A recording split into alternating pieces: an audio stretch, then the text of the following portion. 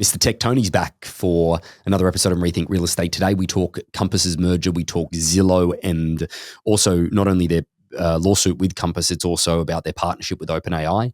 Talk about a few of the new releases that have come out as well, and some of the stuff that Tony's using, from Sora to certainly some of the agent stuff within OpenAI, but and what he might be playing around with within his own real estate business. And then also we talk a little bit about the possibility of, is it an AI bubble, with all that talk as well. Hopefully you enjoy. Welcome to Rethink Real Estate. My name is Ben Brady, and this is a real estate podcast aimed to deliver sales strategies, marketing tips, and business insights from industry experts and myself to build a listing-focused business for the future. Let's get into it. Ladies and gentlemen, welcome back to Mr. Tech Tony. Howdy. Good afternoon. Or good evening. I don't know. Whichever, whenever they're listening. Whatever it is. But I like the standing. Huh? Yeah, I like the standing. I do like the standing. And I got a comfortable mat to stand on. That's the whole key. So I got a cushy, I don't know, it's not like an old person's mat. Maybe it is. Coming from the old person standing on it. Yeah, okay. But it's super comfortable rather than sitting down, kind of like getting the energy going. So that's why I figured to stand up. There you go, mate. Well, hey, a lot of stuff's going on in the industry, and we not only want to get your thoughts on the AI side of it and the technology side of things, which we'll do later on in the episode. I think that it's important to sort of get your take from a corporate perspective. Obviously being involved in the corporate world of real estate there for quite some time, and being involved in CoStar, well, that company anyway. But I think that the one thing that I want to get your thoughts on, mate, first and foremost, is Compass and the deal that obviously to take over Anywhere. I've sort of made my thoughts pretty clear on the podcast in the sense that I know that the regulatory environment of the government at the moment is definitely more open, but it's just such a vast contradiction if they ever allow this deal to go through, considering they blamed us all of collusion previously with the commission side of it. And now if Compass take over Anywhere, just from dirty, rough maths of stuff that I've seen, they're probably going to control almost 2/3 of real estate transactions in the US. Is that what you know? Yeah, it depends on the area too. I mean, some of the different areas will have a bit of more of a presence, but they would have a substantial amount of control, and that in itself just flies in the face of even with like Google taking over and having a monopoly. Why would you let a monopoly take that position? Yeah, and that was obviously my thoughts on it, but I guess it's not understanding how it all works, and I made that pretty clear. And my thoughts of it is that I have no real idea how the regulatory environment works in this sense. But the DOJ can't say that we are colluding as an industry and then allow this gigantic merger to take place. Right. As far as I was concerned. But that being said, is that can you see there being any sort of roadblocks in the current administration, just from your knowledge? That's a great question. I mean, we're fortunate in this particular administration, they have a real estate background. I've seen the president speak at NAR multiple times, and he's very much at home with the realtors. So they understand, that's one thing that's unique. They do understand kind of how our business works and that type of dynamics. My guess is it's going to go through. I kind of feel instinctively, especially from a business perspective, is very business positive, knowing how the industry works. My assumption is I'm not sure if they're going to allow them to merge the brands. They definitely, they won't do. Compass would never do that anyway, just from a diversity play, I would think, because this is their opportunity to have, the franchise portion of the business without having to turn Compass into a franchise. Right, because that's the thing too, because you have franchise owners that would have to make that decision to then change it to Compass. So that's like really deep into real estate. A lot of people don't know that just because you have also broker-owned shops, you have franchise-owned shops, and with Anywhere they had all of that. So you can't force everyone unless you don't renew, but it's very, very messy. And then each and every one is good. Go ahead. Yeah. Oh, sorry, mate. I was going to say, I could see them, the NRT element of Coldwell Banker, which is their largest company-owned portion of it. I think that there's some Sotheby's stuff that is company-owned as well, and there might be some of the other brands. I could see those being rolled up into Compass, and Compass becoming the complete company-owned real estate perspective. Now, Compass was never going to be able, based on the debt on their balance sheet, to progressively go after the international marketplaces without becoming a franchise. And this is the opportunity for them to go after international without having to have the capital outlay to say that they've got the vast network. But I think that the thing, I think there's been a little bit more backlash than what everybody was ultimately expecting. You've got the people that are in Anywhere / Sotheby's and Coldwell Banker and Century 21 and whatever it may be, Right. they definitely didn't respond well to the notion of it. But No. the thing that I look at, Tony, is that it kind of has to go through as well.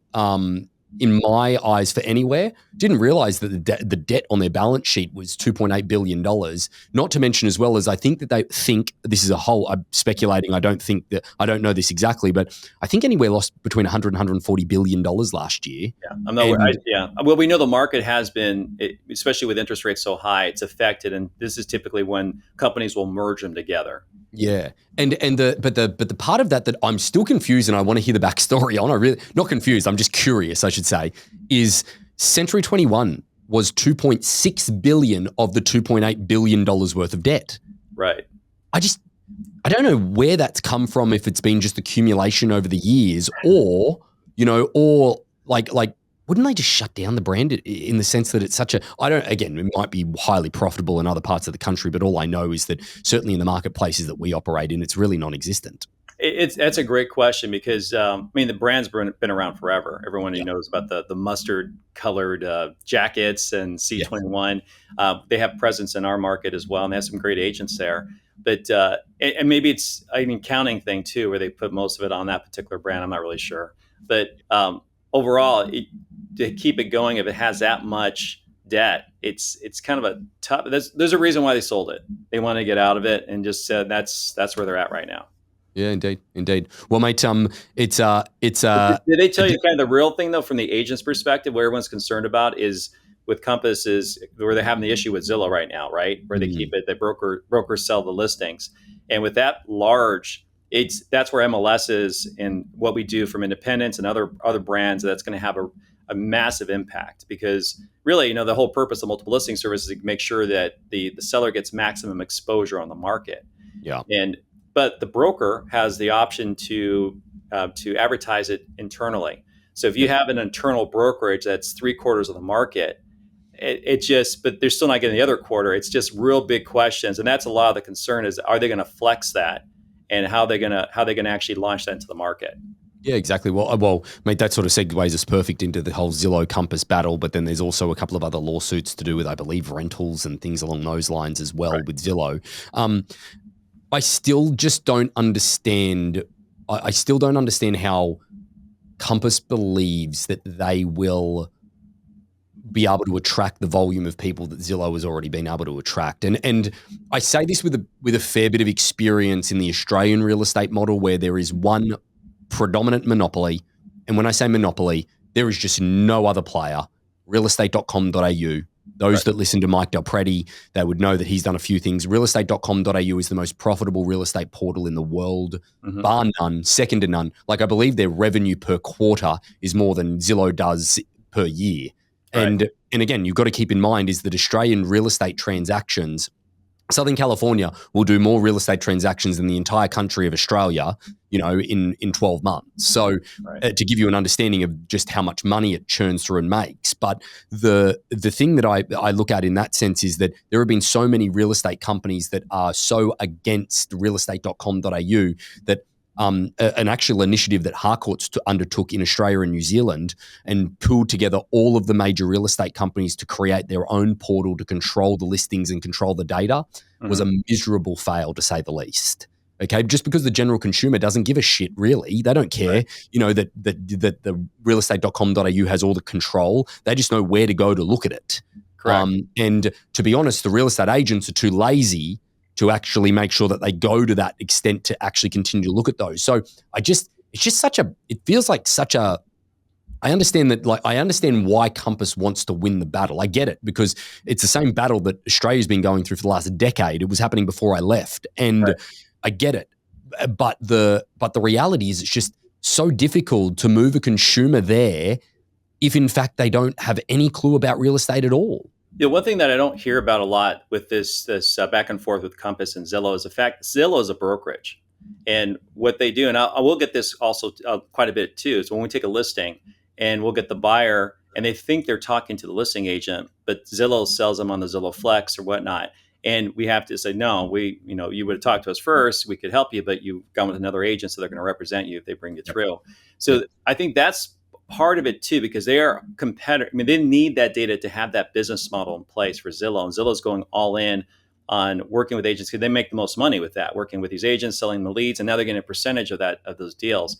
And a lot of buyers don't know that, and that's part and parcel where they're having an issue, right? These cases going on, they're starting to kind of poke through that whole business model, and I don't see Compass bring that up. They're going from a different perspective, but they're competitors. I mean, Zillow is a real estate brokerage. They can get real estate commission, and they do. I guess the other question in this, Tony, is that I guess it's not only just Compass versus Zillow, it's actually Compass versus or the industry, a lot of the industry versus Zillow and the MLSs. And that's where I think that it's just too big to, and again, don't get me wrong. Though. I mean, that train is long. We could have fought that way back when we first initially did that. So you have a player, the player is Zillow. They have access to the data like anybody else, any other broker does too. It's just, now they're just trying to make sure that they have an even playing field as a competitive broker. That's what, when I see Zillow, I see them as a brokerage because they want to have that data. They need that data in order to drive those leads to their preferred agents or pay for advertising for them to work. And then they get a percentage on they're going to give the best ones to their agents who pay them also a percentage of it, and use, by the way, all of their ancillary services as well. Kind of like that's where you really monetize it the most. Yeah. Is on, getting the escrow, the financing. You have to, you agree to that stuff. Again, see, I guess you come at it from a broker perspective and an office owner and an agent perspective. I come at it from a different angle because and again, outside of Harcourts as the real estate company that I represent, I have Harcourts Auctions that represents a lot of different brokerage external to the Harcourts territories. And mate, I've got to be honest with you, this is where Zillow is the only friend that I have in this equation because real estate agents have no fucking idea, and I will say that again, no fucking idea how to market a property apart from put it on Zillow. And if it's not on Zillow, mate, like they have no course to get anybody through the doors. They don't know how to do it because there is no other avenue. And that is where I'm a big supporter of Zillow because the real estate community does not know where to go else other than let it syndicate through the MLS. And that's true. I mean, and again, agents in brokers at some level, they have an option in the MLS to exclude it from these other third-party platforms that they decide to do so. They haven't. The option's always been there. So again, that train has left, and it's to the best benefit of of everyone involved, especially because if it's not on Zillow, you have to be aware of it. It's just they're here right now, and then just also on the AI side, they're one of the preferred partners with OpenAI. I was going to bring this up. This is a great segue, Tony. See, you lead straight into the equation because that was they put it out the other day to say that Zillow kind of hit back at Compass and everybody in the industry to go, well, now we're the first to be integrated with AI.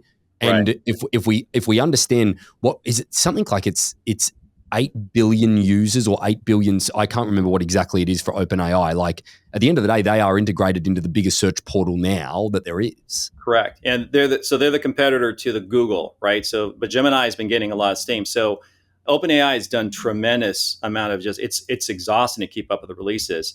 They're now working natively with large companies to have it integrated within the application itself. So Zillow is the first real estate site. So they're working hand in hand. So natively through the platforms, either on your device, either through your computer, through your pad, OpenAI, it will have a nice quick search to Zillow. So the information goes back and forth very, very smoothly. And so it's a brilliant move on their part because this is the next frontier of how people are going to search and look for what's available. It's part of what you do. It's going to change. That's why Google has been so freaked out by this. Well, again, I think that it would be an incredible hit back because then the only other avenue that I look at from a Compass perspective then, Tony, is that let's say Compass started working with OpenAI to then scroll their data. That would basically be a complete contradiction to their lawsuit from the way that they're trying to control the data. Because at the end of the day, why wouldn't Zillow be able to do that if ultimately they're giving it away to OpenAI from a public perspective? So again, maybe I've got that backwards, but it's a brilliant move. And it's kind of like AI has kind of stalled any bite that Compass may have in the gradual pull away from Zillow. Yeah, because the question is like, how do you find the information? So if you're cut, because this is also the reason why, even though you have the option to exclude it from the platforms, a lot of listing agents will tell their brokers, no, I want it on those platforms because their customers want it on the platform, and that's your client. And that this is probably maybe a play where, if they're integrated into the OpenAI universe, and you're searching that way and it's not there, they're going to press like, why isn't my listing on this platform when it's available to everybody? It's the same thing that happened on the internet side. Is that I'm theorizing that's where they're going to go. They're going to make it so that everybody, because everyone knows there's estimate, and they say, why is my listing not showing in OpenAI? Yep. And then this is where I think it will bite them in the ass. Yeah. Yeah, indeed, mate. Well, again, it's interesting, but as you mentioned, I just want to make sure that we take a bit of a second in order to go through some of the updates in OpenAI and some of the things that you're probably playing around with in your business. I know that there's an agent builder that was just released, but like you said, it's a bit of a daunting task to come up and try and keep up to speed with everything that's coming out because OpenAI is constant releasing. You've also obviously got a Gemini that's come out with their I can't even remember the Nano Banana. Yeah, and also, and then they had the VO2 was the main thing, but now Sora 2 took that. Yeah.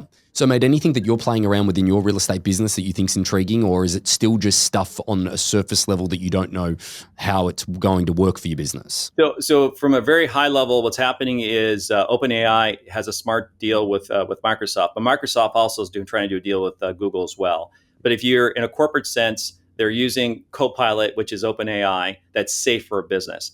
And then that part, what they want to do is automations. And the issue with the automations is something it's kind of involved. So they wanted to simplify it. So now these workers and these bots and this automation will be safe inside that environment for a corporate perspective. Because you have to be careful of getting your brand outside your corporate identity, your information, things like that. So that's on the broad sense what's happening. So on the micro sense, the real big thing is Sora 2 has came out with which is amazing. You have to be careful now when you watch internet. I've gotten caught by this a few times. They'll be just like this. There was a monkey on a scooter in LA blocking traffic. And I was told my wife, Corey, goes, oh my God, there's a monkey on the freeway. And I showed it to her and I didn't see the Sora bubbles because it shows the Sora. It looked just like it was from a helicopter watching a monkey on a scooter. And so this stuff is crazy. So what I'm doing is I'm actually have went ahead and I've gone to HeyGen is the digital the one that's a premier for digital avatars. I've filmed a bunch of types of things. So I'm going to start creating HeyGen or just talking points. I can just put them really quick. So I have a whole automation working on getting the right script because if you don't have the right script, it doesn't matter. And then I've programmed HeyGen to then start to pepper into my social media updates, little stuff that's going on. And things like that. So, yeah, that's what I'm working on right now. It's great. It's exhausting. There's so much going on.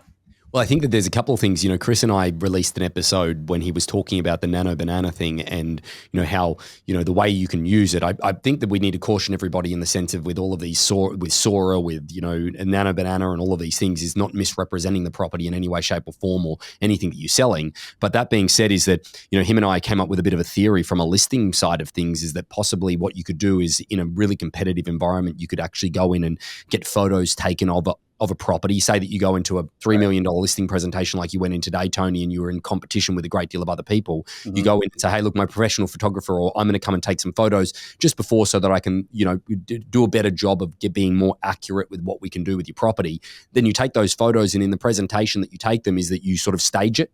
Right. Or you show some of the improvements to the sellers that you could make in order to get their property more ready and what it would look like. That could possibly be an angle as well. But I think that there's a lot of stuff that is out there at the moment. Have you played around with agents at all, Tony? With the new, I have. It's very limiting. I'm used to like a little bit more advanced. I have an N8N server, and I've done Make. I like the automations from N8N because of some of the integrations. It doesn't have a lot of connection credentials to other third parties that you really. When you start to make more advanced kind of things, you need to have connections to other applications.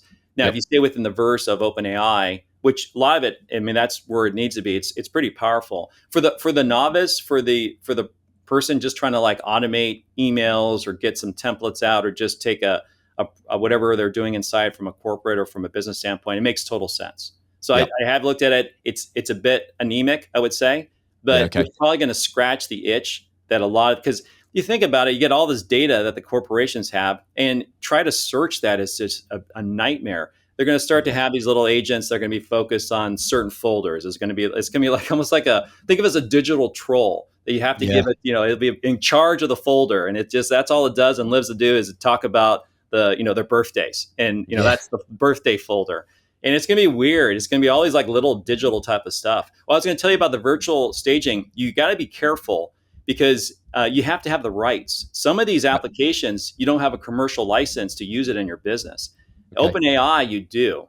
So if I create an image, and I created a little GPT, a virtual staging bot that I give out to agents, and I use it myself. And the images I create for them, I have a commercial license for that. But Right. I'm not certain about other things. So you just got to be really careful before you start putting this stuff in your business to make sure you have a license to use that in your business. Last question for you as we wrap up is that I listened to something this morning where, I'd say 75% of the industry, including Sam Altman, are saying that we're in an AI bubble. There's the S&P 500, 40% of it is held by 10 companies that are all AI driven. Right. If you were to take out, I believe it's, the Magnificent 10 or Magnificent 7, I can't remember which one it is, but if you were to take them out, is that the stock market would be flat on the year. And it's all obviously fueled by AI. Tony, you were in tech when the tech bubble popped. Is this, the circular deals that are happening at the moment where, NVIDIA is giving, OpenAI an investment of X and saying, no, well, you're going to give us all that money back anyway based on the fact of the chips that you're buying and all of this type of stuff, the circular deals and the falsified economy, so to speak. Right. What do you think? It feels close. The one thing that I'm holding out is that we really still haven't hit the full potential of AI because it's limited by the power and so once the power starts to increase, then we're going to get to some really interesting stuff. However, back in the day when everything popped, when I moved to realtor.com, I was like multimillionaire for a week, and then the bubble burst. And I called my wife. I think I made a mistake coming over here because everything just evaporated overnight. So, and then after that, I really had bad taste in my mouth whenever I'd get stocks for working for a company. Only one time it actually worked out, which was 10x. So it feels like a bubble. I'm hearing the bubble. It's more of like, I think more AI fatigue is what I'm hearing. And then all of a sudden they just shift it up and they put it in high gear. And then we get Sora for the next past few weeks. And I mean, some of the stuff, it's if you look at just Sora itself, the implications it has on Hollywood is immense. So is that fair enough to say that you think that the product advancement is far different than the internet? It is, because I don't think the advancement, the internet was interesting because it was different because you had to change the way people did business because it was all, you had to you had to sell them that you have to go to this thing called the browser. Yeah. And you have to get your stuff through there. And this is what you got to do. And there was a lot of fighting between, the manual process. The real estate agents are a perfect example. We had the phone books. The phone books always worked. Why would we get rid of the phone books? It was a complete alteration of business, completely different. Whereas it's still an online portion AI where people can adapt to that because most of the world has. Where it might have similarities is when you start to have the agentic, where they're promising that agents will be everywhere. So you don't have apps, but you have agents that do everything for you. And it's just a smart, because we still have web pages. I still, everything that I create, I'm still doing basic website design or servers. And it is all this, is that it hasn't jumped that yet. Now they are supposed to have laptops.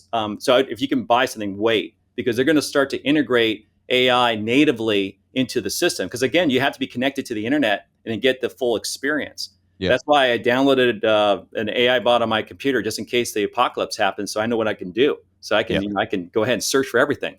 But it's going to start becoming native. The chips will have AI built in, which is, man, it's the beginning of every bad movie. These chips are all smart. They're all connected. This was a big plan. So we'll see what happens there. But your phone, your laptops will have native AI built into it, because they're able to compress it more and more, so you don't have to connect to this mothership to get the full experience. And that, I believe, is where as we start to kind of get past that, that's when it's going to probably get to the point where it got a bit of a bubble. We haven't even gone there yet. It's on the horizon. It's funny. I invested into a company called Figure AI. And they which I was happy to hear today that the Optimus robot, their head person actually in Tesla, they left to go to Meta and took a pay cut. That's how bad the Optimus robot is in Tesla. at the Oh, moment. wow. So again, this is autonomous humanoid robots, Right. and they just came out with what is called Figure 3, which in essence, this is a company that builds humanoid robots, but it also builds the AI in order to actually function the robot. Mhm. And they're meant for they're doing commercial work at the moment in the BMW factories and for UPS, and now they've got one for the house that will unpack your dishwasher, vacuum, put washing in the laundry, or Yeah. fold clothes and all of that type of stuff. And the funny part about it is that they did an interview with the CEO, and we got first look at it obviously as investors. And this is the biggest long shot ever. The company's going to have to be one of the most valuable companies ever to exist in order for us to make any serious money on this thing. But that being said, is that the gentleman, the CEO Brett, said, we're so far away from being able to put one of these in a house of just a general consumer with the safety element of it. Now, Right. don't get me wrong, is that there's a big portion of that they need to obviously work on the stability of the robot so it doesn't fall and physically harm anybody. Right. But it's also the safety of having something that integrated into your home, that they're like, that safety element of it is just it's not the functionality of the robot that's the most difficult. It's the safety of it being in someone's home. So that's the part of it that does make me think, these guys are cutting edge in that front. Right.